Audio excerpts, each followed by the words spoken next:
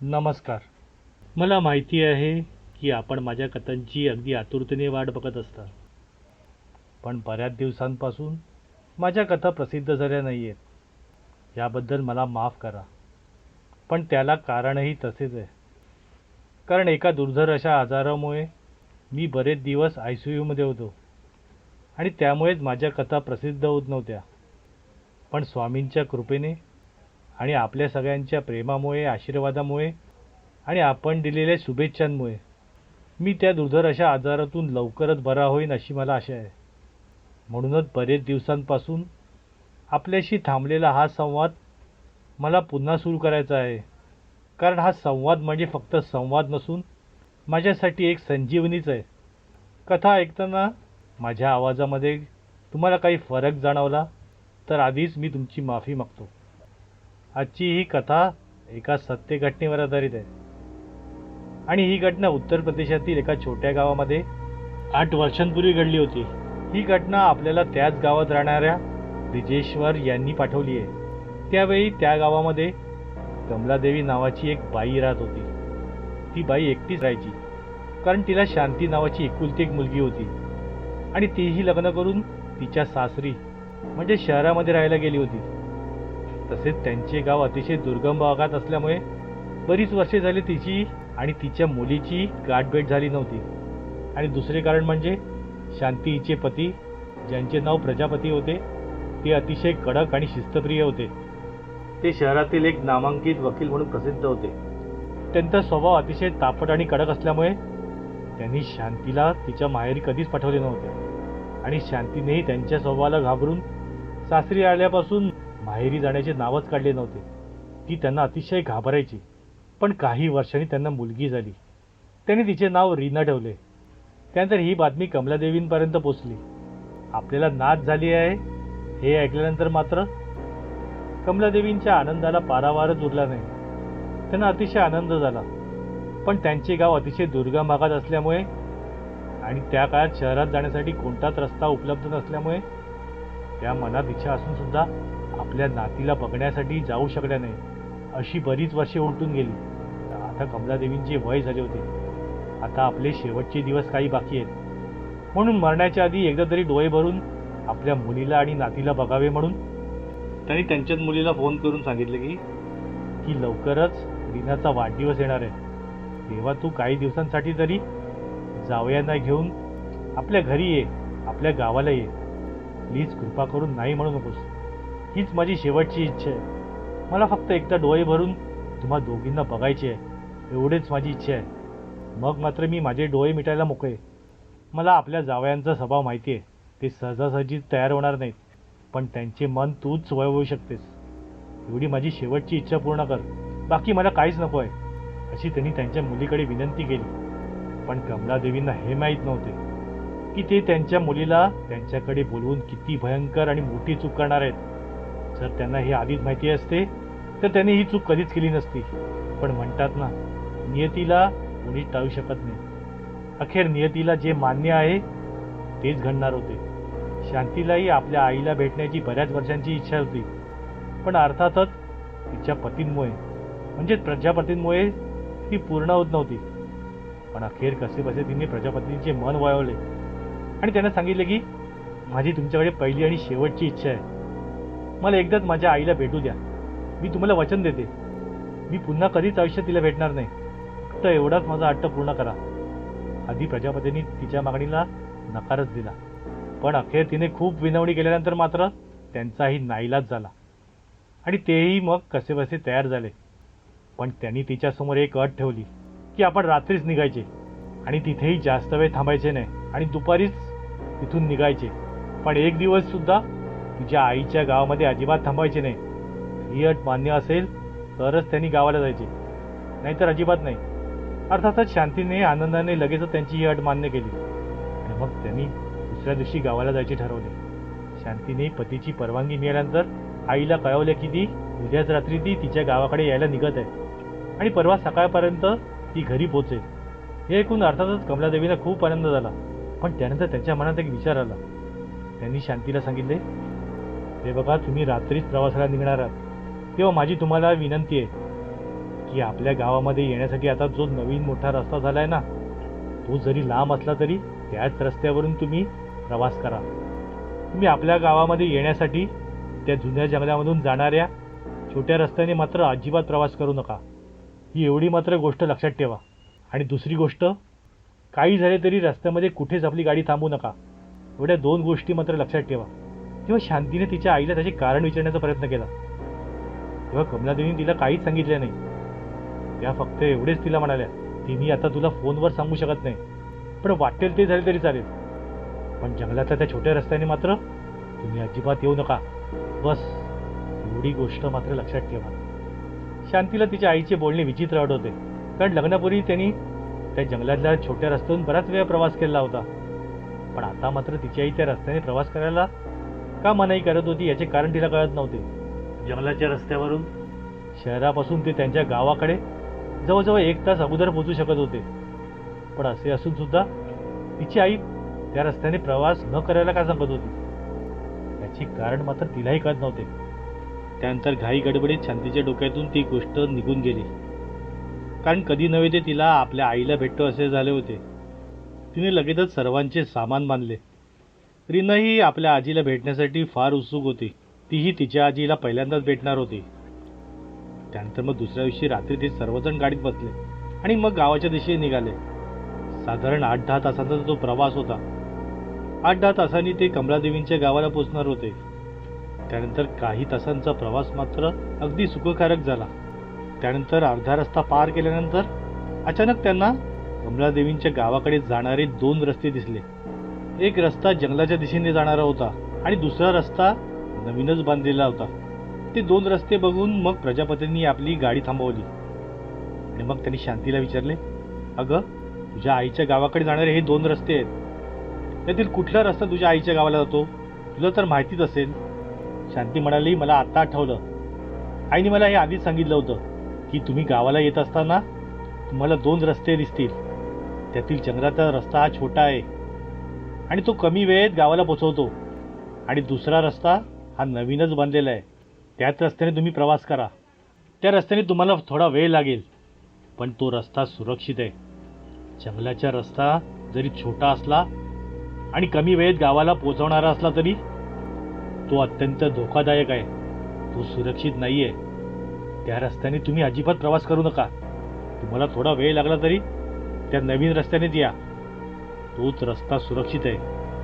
ते ऐकून प्रजापती हसले आणि शांतीला म्हणाले, तुझी आई पण वेडीच आहे. समोर हा रस्ता तुमच्या गावाला कमी वेळात पोहोचवणारा असून सुद्धा तुझ्या आईने मोठ्या रस्त्याने काय जायला सांगितले ते मला कळतच नाही. या नवीन रस्त्याने गेलो उगीच आपला वेळ फुकट जाईल आणि मला उद्या दुपारपर्यंत कसंही करून निघायचेच आहे. माझ्याकडे जास्त वेळ नाहीये. तेव्हा आपण या छोट्या जंगलाच्या रस्त्यानेच जाऊया, म्हणजे आपण लवकरात लवकर गावाला पोहोचू आणि दुपारी आपल्याला निघता येईल. शांती त्यांना समजावण्याचा बराच प्रयत्न करत होती. आईने असं सांगितलं असेल त्यामागे काहीतरी कारण असेल ना.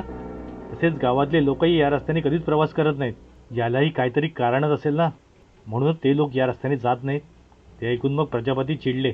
ते रागारागाने तिला म्हणाले, हे बघ, तुझ्या सांगण्यावरच मी इथे आलोय. माझा या भूताखेतांवरच काय, पण देवावरती पण अजिबात विश्वास नाहीये, हे तुला माहिती आहे. आणि मी आपल्या शहरातील एक नामांकित वकील आहे. असल्या फालतू गोष्टींवरती मी विश्वास ठेवीन असं तुला वाटलंच कसं? ज्या गोष्टी मी स्वतःच्या डोळ्यांनी बघितल्या नाहीत त्या गोष्टी मी मानत नाहीत, आणि जोपर्यंत मी स्वतःच्या डोळ्यांनी त्या गोष्टी बघत नाहीत तोपर्यंत मी मानणार देखील नाही. तेव्हा आपण याच रस्त्याने जायचं, असे म्हणून त्यांनी आपली गाडी सुरू केली आणि ते त्या जंगलाच्या छोट्या रस्त्याने निघाले. शांतीने त्यांना समजावण्याचा खूप प्रयत्न केला, पण प्रजापती अतिशय हट्टी आहेत की ते कोणाचीच ऐकणार नाही हे तिला माहिती होते. आणि मग त्यांचा पुढचा प्रवास सुरू झाला. पण का कुणास ठाऊक शांतीला मनातून आपल्या बाबतीत काहीतरी वाईट घडणार आहे याची आतून तिला जाणीव होत होती. या रस्त्याने प्रवास करून आपण काहीतरी चूक तर करत नाही ना? या रस्त्याने प्रवास करताना आपल्या बाबतीत काहीतरी वाईट तर घडणार नाही ना, असे तिचे मन राहून राहून तिला सांगत होते. पण अर्थातच ते ती तिच्या पतीला सांगू शकत नव्हती. म्हणून शेवटचा उपाय म्हणून तिने मनोमन देवाचा धावा सुरू केला की आमचा प्रवास सुखकर होऊ दे, कुठलेही विघ्न नको येऊ दे. त्या जंगलाच्या रस्त्यावरून जात असताना त्यांना 10 मिनिटेही झाली नसतील, एवढ्यात अचानक काहीतरी मोठा आवाज झाला. आणि त्यांची गाडी अचानक बंद पडली. ते बघून शांती आणि तिची मुलगी रीना दोघेही घाबरल्या. पण प्रजापती मात्र शांत होते. त्यांना कळत नव्हतं की गाडी अचानक बंद कशी झाली. कारण जाताना त्यांनी गाडी चेक केली होती तर सर्व गाडी व्यवस्थित होती.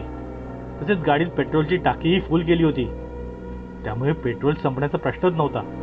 त्यांना कळत नव्हते की गाडीमध्ये नक्की कुठला बिघाड झालाय. कदाचित इंजिन वगैरे गरम झाले असेल. म्हणून त्यांनी शांतीला सांगितले, हे बघा, गाडीला काय झाले आहे ते मी बघून येतो. तोपर्यंत तुम्ही दोघी गाडीमध्येच बसा. रस्त्याच्या दोन्ही बाजूला भयानक असे जंगल होते. रस्त्यावरती भयान शांतता होती. रस्त्यावरती संपूर्ण काळोख होता आणि चिटपाखरू सुद्धा नव्हते. गाडीच्या हेडलाईटचा प्रकाशच तेवढा रस्त्यावरती होता.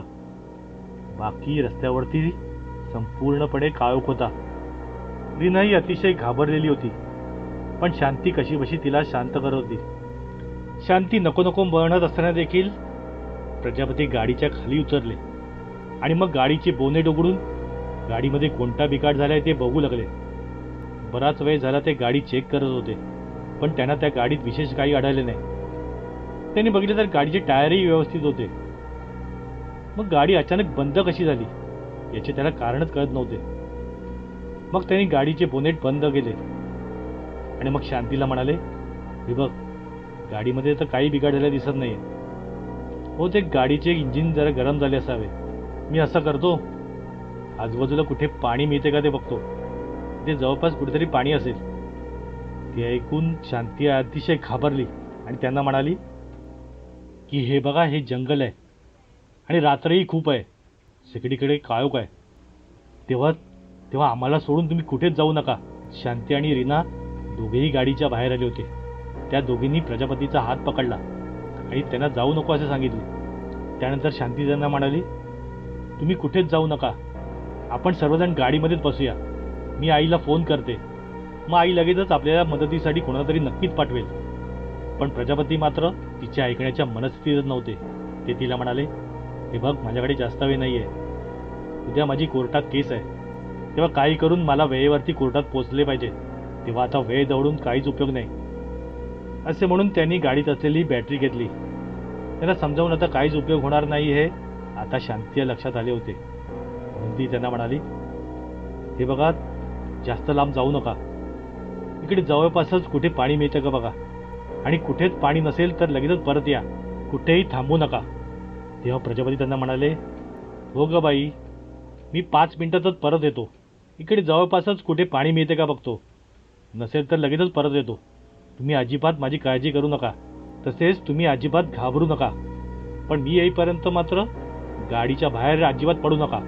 असे म्हणून त्या दोघींनाही त्यांनी गाडीमध्ये बसवले आणि सर्व काचा बंद करायला सांगितले. तसेच जोपर्यंत मी स्वतः येत नाही तोपर्यंत हा गाडीचा दरवाजा कोणासाठीही अजिबात उघडू नका. असे म्हणून प्रजापती हातात बाटली आणि टॉर्च घेऊन पाण्याच्या शोधात निघून गेले. इकडे मग शांतीने लगेचच तिच्या आईला म्हणजेच कमलादेवींना फोन लावला आणि कमलादेवींना सर्व हकीकत सांगितली. ते ऐकून तर कमलादेवींच्या पायाखालची जमीनच सरकली. भीतीने त्या थरथर कापू लागल्या आणि थरथरत्या आवाजात त्या शांतीला म्हणाल्या, तुला सांगितलं होतं ना, त्या रस्त्याने अजिबात येऊ नकोस. तरी पण तू या रस्त्याने, खरे म्हणजे तुला हे सर्व काही मला सांगायचे नव्हते, पण आता सांगते. या रस्त्याने रात्रीच काय पण दिवसा देखील कोणीच प्रवास करत नाही. कारण या रस्त्यावर कित्येक माणसांचे मृत्यू झाले आहेत आणि तू जावई बापूंना त्या जंगलामध्ये पाठवून फार मोठी चूक केली आहेस. पण आता झालं ते झालं. पण आता एक गोष्ट कर, तू घाबरू नकोस आणि गाडीच्या बाहेर अजिबात पडू नकोस. मी तुझ्या मदतीला पोलिसांना पाठवते. तेच तुला यामध्ये मदत करतील. पण एक गोष्ट मात्र लक्षात ठेवा, गाडीच्या सर्व काचा बंद करून घ्या आणि गाडीमध्येच राहा. आणि जोपर्यंत तुझ्या मोबाईलवरती पोलिसांचा फोन येत नाही तोपर्यंत तू गाडीच्या बाहेर अजिबात पडू नकोस. आणि जे जे पोलीस सांगतील त्याप्रमाणे कर. आणि पुन्हा सांगते, काही झाले तरी चालेल, पण गाडीच्या बाहेर अजिबात पडू नकोस. असं म्हणून फोन कट झाला. ते सर्व ऐकून शांती आता अतिशय घाबरलेली होती. तिला आता कळले होते की या रस्त्यावरती काहीतरी भयानक आहे. तिच्या आईने जे सांगितले ते ऐकून तिची बोबडीच वळली होती. तिच्या सर्वांगाला घाम फुटला होता. पण तिला तिच्या पतीचीही चिंता होती. शेवटी मग बराच वेळ गाडीमध्ये बसल्यानंतर तिला अजिबात रावले नाही आणि तिने रीनाला गाडीमध्ये बसायला सांगून ती दरवाजा उघडून गाडीच्या बाहेर आली आणि गाडीच्या बाहेर उभे राहून प्रजापतींना हाका मारू लागली. प्रजापतींचा काहीच पत्ता नव्हता. अर्धा तास झाला, पाऊण तास झाला, तरी प्रजापती परत आले नव्हते. आता रीना अतिशय घाबरली होती, कारण ती गाडीमध्ये एकटीच होती. म्हणून भीतीनेही तीही जोरात ओरडू आणि रडू लागली. मग मात्र शांतीला राहवले नाही आणि तीही लगेचच गाडीमध्ये बसली आणि मग तिने तिला जवळ घेतले आणि तिला शांत करू लागली. खरे तर तीही अतिशय घाबरलेली होती, पण रीनामुळे ती स्वतःला तसे दाखवत नव्हती. शांतीला आता प्रजापतींची काळजी वाटू लागली. तिला आता नक्की वाटत होते की प्रजापतींच्या बाबतीत काहीतरी वाईट घडले आहे, नाहीतर ते एवढ्या वेळात परत आले असते. खरे तर तिलाही प्रजापतींना शोधायला जायचे होते, पण सारखे तिला कमलादेवींचे बोलणे आठवत होते की जोपर्यंत पोलीस येत नाही तोपर्यंत तुम्ही गाडीच्या बाहेर अजिबात पडायचे नाही. म्हणजे आपल्या बाबतीत काहीतरी भयंकर घडणार आहे आणि बहुतेक प्रजापतींच्या बाबतीतही काहीतरी वाईट घडले आहे. म्हणून तीही आता जोर जोरात रडू लागली. तिने तिच्या आईला पुन्हा फोन लावण्याचा प्रयत्न केला, पण यावेळी तिचा फोन मात्र अजिबात लागत नव्हता. सर्वत्र भयान शांतता होती. रस्त्यावरती त्या दोघींशिवाय कोणीच नव्हते. शांती मनोमन देवाचा धावा करत होती. एवढ्यात अचानक तिचा फोन जोर जोरात वाजू लागला. तो बघून तिला आनंद झाला. तिला वाटले की प्रजापतींचाच फोन असावा, म्हणून तिने लगेचच फोन उचलला. पण आवाज वेगळ्याच व्यक्तीचा होता. त्यानंतर ती व्यक्ती शांतीला सांगू लागली, हे बघा, मी पोलीस इन्स्पेक्टर बोलतोय. तुमच्या आईनेच मला इथे पाठवले. तुमच्या आईने मला सर्व सांगितले. आम्ही थोड्या वेळातच तुमच्याजवळ पोचतोय. तुम्ही अजिबात घाबरू नका. ते ऐकून अर्थातच शांतीचा जीव भांड्यात पडला. त्यानंतर पोलीस इन्स्पेक्टर तिला म्हणाला, पण जोपर्यंत आम्ही तुमच्याजवळ पोहोचत नाही तोपर्यंत तुम्ही गाडीच्या बाहेर अजिबात पडू नका. आम्ही 5 मिनिटातच तुमच्याजवळ पोहोचू. असे म्हणून पोलीस इन्स्पेक्टरने फोन कट केला. ते ऐकून शांतीला जरा बरे वाटले आणि मग तिने आपले डोळे पुसले आणि मग ती पोलिसांच्या येण्याची वाट बघू लागली. त्यानंतर 5 मिनिटे झाल्यानंतर अचानक तिला दूरवरती कसला तरी प्रकाश दिसला. तिने पाहिलं त्यांच्या गाडीच्या पासून काही अंतरावरती एक गाडी त्यांच्या दिशेने येत होती. त्यानंतर तिला कळले की ती गाडी पोलिसांचीच होती. ते बघून तिला हायसे वाटले. असा ती विचार करत असताना अचानक गाडीच्या छतावरती काहीतरी कोसळले आणि मोठा आवाज झाला. तो आवाज एवढा मोठा होता की शांती आणि रीना दोघेही घाबरल्या. अचानक ती पोलिसांची गाडी थांबली. त्यांच्या गाडीपासून काही मीटर अंतरावरच उभी राहिली. ते बघून तिलाही आश्चर्य वाटले की पोलिसांची गाडी त्यांच्याजवळ का येत नाही. बराच वेळ झाला, पण काही केल्या पोलिसांची गाडी पुढे येत नव्हती की पोलीसही गाडीमधनं उतरून त्यांच्या गाडीच्या दिशेने येत नव्हते. ते त्यांच्या गाडीजवळच उभे होते. शांतीला आता कळले होते की काहीतरी गडबड आहे, म्हणून पोलीस आपल्या गाडीजवळ येत नाहीयेत. पोलीस त्यांच्या गाडीजवळ पुतळ्यासारखे स्तब्ध झाले होते. ते अजिबात हालचाल करत नव्हते आणि एकसारखे ते शांतीच्या गाडीच्याच टपाकडे बघत होते. पोलिसांना तसे थांबलेले बघून शांती आणखीनच घाबरली आणि मग ती गाडीचा दरवाजा उघडणार एवढ्यात तिचा मोबाईल पुन्हा वाजू लागला. आताही फोनवर तोच पोलीस इन्स्पेक्टर होता. आता मात्र त्याचा आवाज मगापेक्षा अतिशय वेगळा वाटत होता. मगाचा त्याचा भारदस्त आवाज आता अतिशय घाबरलेला वाटत होता. तो घाबरलेल्या आवाजातच शांतीला म्हणाला, हे बघा, तुम्हाला जे काय सांगतोय ते नीट ऐका आणि त्या सूचनेचे तंतोतंत पालन करा. तुम्ही दोघेही गाडीचा दरवाजा आवाज न करता हळूच उघडायचा आणि गाडीच्या बाहेर पडायचे. आम्ही तुमच्याजवळ अजिबात येऊ शकत नाही. याचे कारण आता आम्हाला विचारू नका, तुम्हाला ते नंतर कळेलच. पण आता मात्र तुम्ही गाडीचा दरवाजा हळूच उघडून, तेही पाठी न बघता आणि खाली वाकून आमच्या दिशेने या. आणि कसलाही आवाज झाला तरी तुम्ही अजिबात थांबायचे नाही. आणि एक गोष्ट मात्र लक्षात ठेवा, तुम्ही पाठी वळून तुमच्या गाडीकडे अजिबात बघायचे नाही. तुमचे पती जे जंगलामध्ये पाणी आणण्यासाठी गेले आहेत त्यांची तुम्ही अजिबात काळजी करू नका. त्यांना आम्ही बघू, पण आधी तुम्ही तुमचा आणि तुमच्या मुलीचा जीव वाचवा. आणि मग पोलीस इन्स्पेक्टरचा फोन कट झाला. त्याचा तो फोन ऐकून मात्र शांतीचा चेहरा भीतीने पांढरा फटक पडला होता. तिचे हातपाय थरथरत होते. तिच्या सर्वांगाला आणखीनच घाम फुटला होता. एकीकडे तिला पतीची काळजी होती तर दुसरीकडे तिला मुलीचीही काळजी होती. म्हणून तिने रीनाचा हात घट्ट पकडला आणि तिला सांगितलं की स्वयंबक, समोर पोलिसांची गाडी उभी आहे. तुझे पप्पा तिकडेच उभे आहेत. तेव्हा आपण हळूच गाडीमधनं बाहेर पडायचे आणि ती पोलिसांची गाडी समोर उभी आहे ना त्या ठिकाणी जायचे. पण जाताना मात्र एक गोष्ट लक्षात ठेवायची की पाठीवरून आपल्या गाडीकडे अजिबात बघायचे नाही. तिने तिला विचारले, का गं पाठीवरून बघायचे नाही? तेव्हा शांती तिला म्हणाली, हे बघ, तू आता मला काहीच प्रश्न विचारू नकोस. असं समज हा एक खेळ आहे आणि हा जर तू खेळ जिंकलास ना तर तुला एक मस्तपैकी गिफ्ट मिळेल. आणि एक लक्षात ठेव, इकडून जाताना आपल्याला अजिबात धावायचे नाही, हळूहळू खाली वाकून जायचे आहे. आणि मुख्य म्हणजे पाठी अजिबात वळून बघायचे नाही. त्या समोरच्या गाडीजवळ जो पहिला पोचेल ना त्याला एक मोठे बक्षीस मिळेल हा. आणि तिथे गेल्यानंतर आपल्याला आपले बाबाही भेटतील. हे ऐकून रीनाही खुश झाली. आणि त्यानंतर मग शांतीने हळूच गाडीचा दरवाजा उघडला आणि मग स्वतः आधी गाडीतून खाली उतरली. आणि मग रीनाचा हात धरून तिलाही खाली उतरवले. अजूनही गाडीच्या टपावरून कसला तरी विचित्र आणि भयंकर आवाज येत होता. पण पोलिसांनी सांगितल्याप्रमाणे तिने त्या आवाजाकडे लक्ष दिले नाही आणि हळूहळू ती पोलिसांच्या गाडीच्या दिशेने जाऊ लागली. शांतीलाही मधूनच पाठी वळून बघण्याचा मोह होत होता. त्या पोलिसाचे बोलणे आठवले की काही झाले तरी पाठी वळून अजिबात बघायचे नाही. म्हणून तिने कसेबसे स्वतःला सावरले. त्या दोघीही त्या पोलिसांच्या गाडीच्या दिशेने चालत होत्या.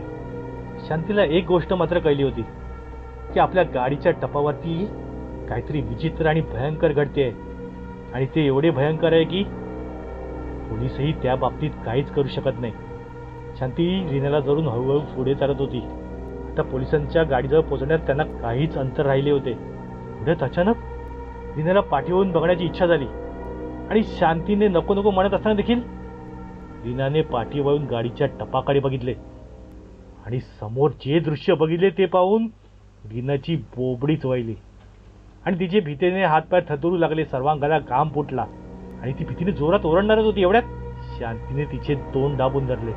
आता शांतीचे लक्षही गाडीच्या टपाकडे गेले आणि समोरचे दृश्य पाहून तिचीही बोबडीच वळली आणि तिच्या डोळ्यातून अश्रू वाहू लागले. तिलाही रीनासारखे जोरजोरात ओरडावेसे वाटत होते, पण भीतीने तिच्या तोंडातून शब्दच फुटत नव्हता. आणि समोरचे दृश्य अतिशय भयंकर होते, कारण त्यांच्या गाडीच्या टपावरती शांतीचे पती म्हणजे प्रजापती पडलेले होते आणि त्यांच्या छाताडावरती एक बाई बसली होती. तिच्या हातात तिच्या पतीच्या शरीरातील सर्व आतडी होती आणि ती आतडी बाई आदाशासारखी खात होती. प्रजापती वेदनेने जोरजोरात ओरडत होते, मदतीसाठी हाका मारत होते, पण त्याचा काहीच उपयोग होणार नव्हता. त्या बाईचा चेहरा अतिशय भयंकर होता. तिचे तोंड रक्ताने माखलेले होते. प्रजापती अर्धमेले झाले होते. ती बाई त्यांच्या शरीराचे लचके तोडत होती. त्यांचा थोडा जीव बाकी होता. म्हणूनच त्या स्थितीतही प्रजापती ओरडत होते आणि लोकांना मदतीसाठी बोलवत होते. पण त्यांनाही माहिती होते की आता खूप उशीर झालाय. आता मरणाशिवाय आपली सुटका नाही. इतके त्यांची लक्ष शांती आणि रीनाकडे गेले आणि भरलेल्या डोळ्यांनी त्यांच्याकडे पाहिले. त्यांच्या डोळ्यात अश्रू होते, पण नंतर त्याच्या लक्षात आले की त्या बाईने जर रीनाला आणि शांतीला बघितले तर ती बाई त्यांनाही ठार मारेल. म्हणूनच पुढे त्यांनी शांतीला रीनाला तिथून लवकरात लवकर घेऊन जायला सांगितले, जेणेकरून आपला नाही तर नाही त्या दोघींचा तरी जीव वाचू शकेल. शांतीला आपल्या पतीला तशा अवस्थेत सोडून अजिबात जावेसे वाटत नव्हते. तिला काय करावे ते काही सुचत नव्हते, पण तिला हेही माहिती होते की आपण आणखीन इथे थांबलो तर ती बाई आपल्याला आणि रीनाला पण ठार मारेल. हे कळल्यानंतर मग शांतीने रीनाला कमरेवरती उचलून घेतले आणि मग शांती पोलिसांच्या गाडीच्या दिशेने जोर जोरात धावू लागली. रीना जोरजोरात ओरडते, आई आई, बाबांना वाचव, ती बाई बाबांना ठार मारेल, ती बाई बाबांना ठार मारेल, बाबांना वाचव, बाबांना वाचव. पण शांती ते ऐकण्याच्या मनस्थितीत नव्हती. तिला कसेही करून पोलिसांच्या गाडीजवळ पोचायचे होते. आणि मग कसे बसे ते पोलिसांच्या गाडीजवळ पोचले. ते पोचल्यानंतर पोलिसांनी लगेचच त्यांना गाडीमध्ये बसवले आणि लगेचच आपली गाडी सुरू केली. त्यानंतर तो पोलीस इन्स्पेक्टर त्यांना म्हणाला, हे बघा, आता इथे थांबणे फार धोक्याचे आहे, कारण त्या बाईचे म्हणजे त्या पिशाचिणीचे लक्ष आपल्याकडे गेले तर ती आपल्यापैकी कोणालाही जिवंत सोडणार नाही, तेव्हा आपल्याला इकडून लवकरात लवकर निघावे लागेल. त्यानंतर पोलिसांनी भरगाव आपली गाडी सोडली. रात्रभर पोलीस न थांबता आपली गाडी चालू होते. त्यानंतर ते कमलादेवीच्या घरी पोचले. तेव्हाच पोलिसांनी आपली गाडी थांबवली. कमलादेवीच्या गावात भयान शांतता पसरली होती, कारण कमलादेवींच्या जावयांच्या बाबतीत झालेला तो प्रसंग आता गावभर कळला होता. एवढ्या वर्षानंतर शांती आपल्या आईला भेटली होती. त्या दोघींनीही एकमेकींना मिठी मारली आणि दोघीही जोरजोरात रडू लागल्या. शांतीला मनातून वाटत होते की आपण जर हा प्रवास केला नसता आणि आपण इकडे येण्याचा हट्ट केला नसता तर कदाचित आपले पती जिवंत असते. ही जाणीव झाल्यानंतर शांतीला तिचे मन खाऊ लागले. तसेच कमलादेवींनाही आपल्या मुलीला आपण इथे बोलवण्याची चूक जर केली नसती तर कदाचित आपले जावई जिवंत असते आणि आपल्या मुलीची ही अवस्था झाली नसती. म्हणून आपणच आपल्या जावयाच्या मृत्यूला जबाबदार आहोत ही जाणीव आता आयुष्यभर त्यांना टोचणार होती. तसेच प्रजापतींनाही मरताना वाटले असेल की आपण जर शांतीच्या आईची ऐकली असते आणि या रस्त्याने प्रवास केला नसता तर आपणही आज जिवंत असतो. पण शेवटी काय, नियतीने जे ठरवले ते होणारच होते. नियतीला कोणी टाळू शकणार नव्हते. त्यानंतर दुसऱ्या दिवशी सकाळ झाल्यानंतर जेव्हा पोलीस प्रजापतींच्या गाडीजवळ पोहोचले तेव्हा पोलिसांना गाडीच्या टपावरती फक्त त्यांची हाडेच मिळाली. अंगावरचे सर्व मांस त्या पिशाचिणीने अक्षरशः लचके तोडून तोडून खाल्ले होते. त्यांच्या शरीरावरती मांसाचा एकही तुकडा शिल्लक राहिला नव्हता आणि फक्त हाडेच तेवढी बाकी ठेवली होती. पण शांती आणि रीना गावाला पोचल्यानंतर देखील अजूनही त्यांच्यावरचा धोका टळला नव्हता. म्हणूनच गावातील मांत्रिकाला लगेच बोलावले गेले. त्या मांत्रिकाने त्यांना सांगितले की तुमचे नशीब बलवत्तर होते म्हणून तुम्ही दोघी वाचलात, पण अजूनही तुमच्या जीवाला धोका आहे. तुम्ही आजच्या आजच तुमच्या जावयाच्या शरीराचे तेही या गावातच अंत्यसंस्कार करा. हे शरीर अपवित्र झालंय, ते जास्त काळ ठेवून चालणार नाही आणि हे शरीर नेण्यासाठी ती पिशाचिणी आता इथे येईल. ते ऐकून गावातले सर्व गावकरी घाबरले. मग गावकऱ्यांनी मिळून मांत्रिकाने सांगितल्याप्रमाणे प्रजापतींच्या शरीराचे लगेचच अंत्यसंस्कार करण्यात आले.